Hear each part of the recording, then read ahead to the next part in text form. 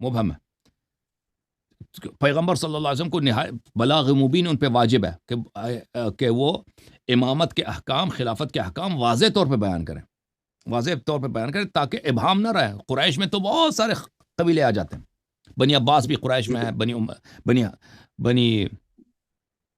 امیہ بھی قریش میں ہے، علویین، فاطمیین، یہ سب قریش میں ہیں، اور یہ سب خلافت کے مدعی ہیں، خلافت کے ادعا دار ہیں کہ خلافت ہمیں ملنی چاہیے. تو لازمی بات ہے رسول صلی اللہ علیہ وسلم نے واضح طور پہ بیان کیا تھا، لیکن بعد میں سیاست نے اس حدیث کے ساتھ گیم کھیلا. باقی جو اس میں فیچرز تھے، باقی جو اس میں قیود تھے، وہ حذف کیے گئے. صرف الائمہ من قریش رکھا گیا تاکہ بنی عباس پہ بھی، ان کی خلافت پہ بھی آنچ نہ ہے، بنی امیہ کی بھی خلافت صحیح ہو جائے، کیونکہ ان دو خاندان کے علاوہ تو صدیوں تک مسلمانوں میں کوئی خلیفہ تھا ہی نہیں جی. ٹھیک ہے نا، صدیوں تک یا تو اموی تھے یا عباسی تھے. جزاک اللہ سر، آپ کا بہت تھینک یو سر. شکریہ. اللہ دوبارہ آپ کو آپ سے بہت عزت دے گزارش میرے ہے کہ وہ جو حدیث ہے علیل و شرح بھائی. کی، اس وقت کسی وقت مناسب سمجھے تو اس کو دوبارہ بیان کر دیں. انشاءاللہ اللہ آپ کو بہت عزت دے. تھینک یو صاحب. جزاک اللہ. السلام علیکم. Thank you. انجم بھائی کا بڑا شکریہ. اللہ تعالیٰ آپ کو بہت عزت دے. رجب شاہ صاحب تشریف لائیں. مسٹر رجب شاہ.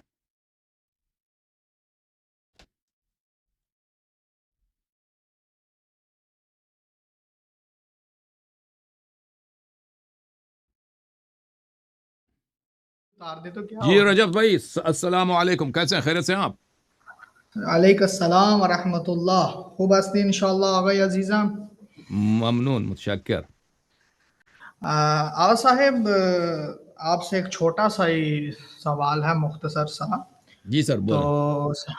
سوال یہ ہے کہ دیکھیں، جب انسان ایک مذہب تشیع کے اندر داخل ہوتا ہے یا اس مذہب کو جوائن کرتا ہے، تو بالآخر اس مذہب میں ایک چیز ہے جس کا نام ہے فقہ، یعنی اس کے اندر جو استعمال ہونے والے روزمرہ کے زندگی کے مسائل ہیں.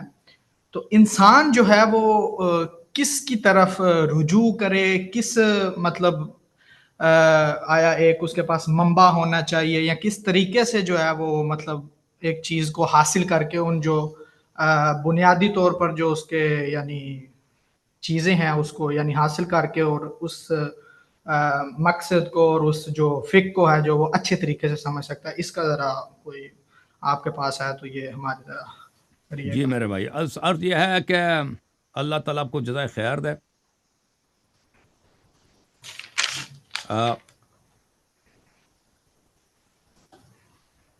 کہ دیکھیں اللہ اور رسول صلی اللہ علیہ وسلم کا جہاں تک فرمان کا تعلق ہے کہ ہم نے قرآن اور سنت کی اتباع کرنی ہے، قرآن اور اہل بیت طاہرین علیہ السلام کے فرامین کا اتباع کرنی ہے. ٹھیک ہے نا، اور اس کے علاوہ کسی چیز کے اتباع کرنے کی ہمیں حکم نہیں ملا ہے. اس کے علاوہ فقہ یہ بعد میں وجود میں آئے. جب فقہ کا وجود یعنی رسول صلی اللہ علیہ وسلم کے زمانے میں کوئی فقہ نہیں تھا، احادیث تھے. امیر المؤمنین علیہ السلام کے زمانے میں فقہ نہیں تھا، احادیث تھے. بعد میں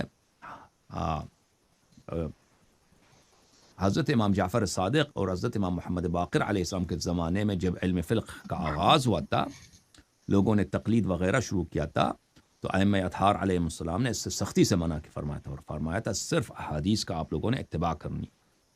شرعی لحاظ سے جی ہاں، اہل بیت علیہم السلام کا نہ کوئی فقہ ہے، نہ انہوں نے فقہ انہوں نے چھوڑا ہے.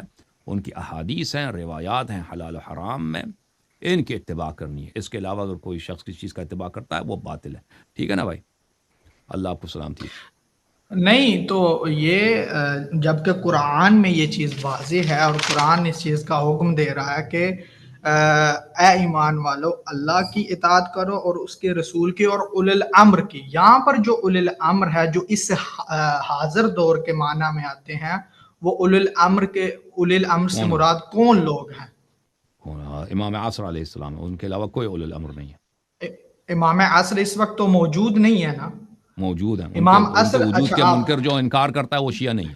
اگر کوئی شیعہ ہے تو یعنی ٹھیک ہے غیبت میں ہیں وہ، اس چیز کا ہمارا عقیدہ ہے، لیکن یہ ہے کہ اس کے بعد جو ہمارے دینی مسائل عصر حضور میں بھی اس طرح نہیں تھا کہ سب لوگوں کو رسائی حاصل تھا امام علیہ السلام تک. تو اس زمانے میں بھی شیعہ احادیث پہ عمل کرتے تھے. اس طرح نہیں تھا کہ صبح شام ہر بچہ، ہر بچی، ہر عورت، ہر ہر بوڑھا جو ہے وہ امام جعفر صادق علیہ السلام کے ساتھ پہنچ سکتا ہے۔ رسول صلی اللہ علیہ وسلم کے زمانے میں بھی اس طرح نہیں تھا کہ سب مسلمان صبح شام پیغمبر کے پاس آ سکتے ہیں۔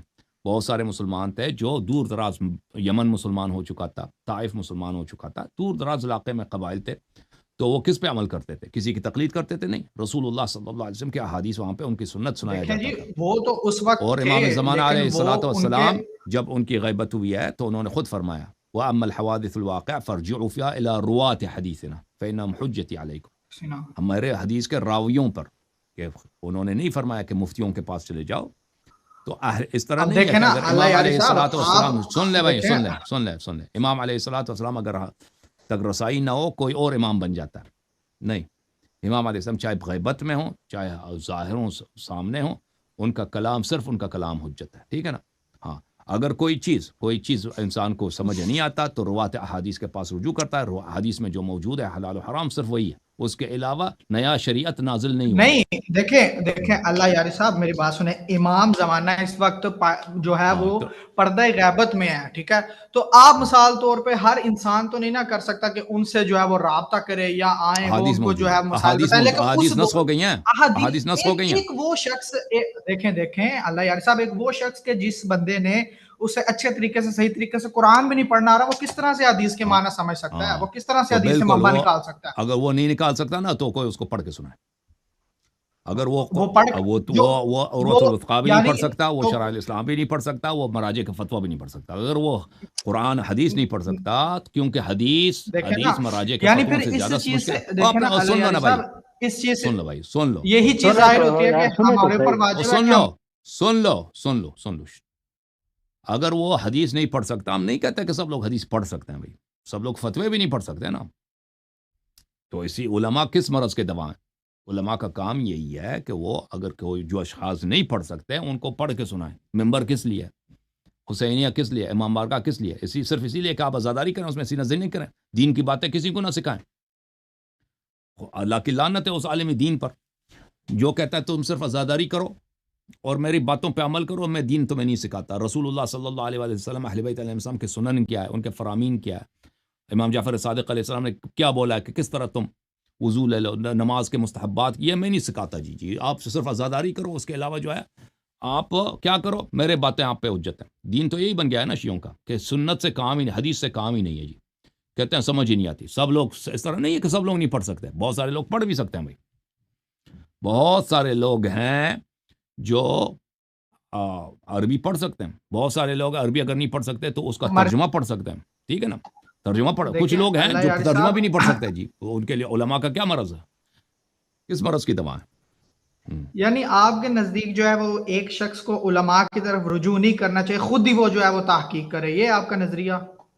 اگر خود تحقیق کو، سب لوگ خود تحقیق نہیں کر سکتے، 90% لوگ خود تحقیق نہیں کر سکتے، لیکن وہ علماء کا تو پھر کام ہے۔ یہی دیکھیں نا، تین چیزیں ہیں نا کہ یہاں انسان جو ہے وہ خود اس درجے پہ ہو، یا دوسرا یہ ہے کہ وہ کسی سن لو ابھی آپ جو ہے نا، ابھی ان باتوں کا ہم اتنے جواب دے چکے ہیں، ہم تک چکے ہیں ان باتوں کا جواب دینا۔ تحقیق کریں بھائی، بہت سارے لوگ ہیں کہ اگر آپ ان کو فروع کافی کا ترجمہ دے دیں، وہ بہت اچھی طرح سے پڑھ لیتے ہیں، عمل بھی کر لیتے ہیں، سمجھ آ جاتی ہے بالکل۔ کچھ لوگ نہیں کر سکتے بھائی، نہیں پڑھ سکتے، جو لوگ نہیں پڑھ سکتے وہ کیا کریں؟ اب جو لوگ تقلید کرتے ہیں وہ توضیح المسائل نہیں پڑھ سکتے تو کیا کرتے ہیں بھائی؟ کوئی ان کو پڑھ کے سنا لیتا ہے نا بھائی۔ جو لوگ توضیح المسائل نہیں پڑھ سکتے، توضیح المسائل عربی میں، اردو میں تو نہیں لکھا گیا، وہ ترجمہ ہے، ترجمہ ہے۔ جو لوگ نہیں پڑھ سکتے وہ کیا کرتے ہیں؟ وہ کوئی ان کو سنا لیتا ہے بھائی، اگر وہ کوئی سناتا بھی نہیں ہے تو پھر اس کو نہیں آتا بھائی، پھر اس کا عمل جو ہے وہ عمل مشکل ہے کہ اس کا عمل صحیح ہو، ٹھیک ہے نا۔ ہم عرض یہ ہے کہ کلام اہل بیت علیہ السلام کی حجیت نسخ نہیں ہوئی غیبت کی وجہ سے۔ یہ علماء شیعہ کا کفر ہے کہ وہ کہتے ہیں اہل بیت علیہ السلام کے کلام پہ آپ عمل نہیں کر سکتے جی، یہ کفر باللہ ہے۔ عمل کیوں نہیں کر سکتے؟ اس کے علاوہ کوئی شریعت ہی نہیں ہے، شریعت صرف اور صرف کلام اہل بیت طاہرین علیہ السلام ہے۔ غیبت کی وجہ سے یہ دلیل نہیں بنتا کہ آپ حدیث پہ عمل نہ کریں، ان کے سنت پہ، ان کے اقوال پہ عمل نہ کریں۔ ٹھیک ہے پڑھنا نہیں آتا، بالکل ہمیں پتہ ہے پڑھنا نہیں آتا، تو علماء کس مرض کی دعائیں، کس مرض کی دوا ہیں، کس لیے ہیں یہ بیٹھے ہیں موٹے موٹے پھر رہے ہیں؟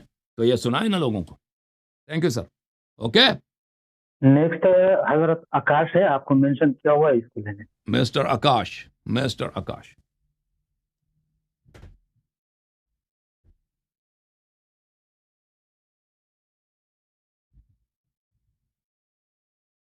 یہ فریز ہے میرے خیال میں آکاش صاحب بھائی.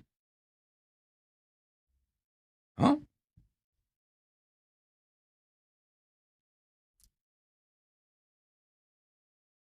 آ گئے بھائی آکاش.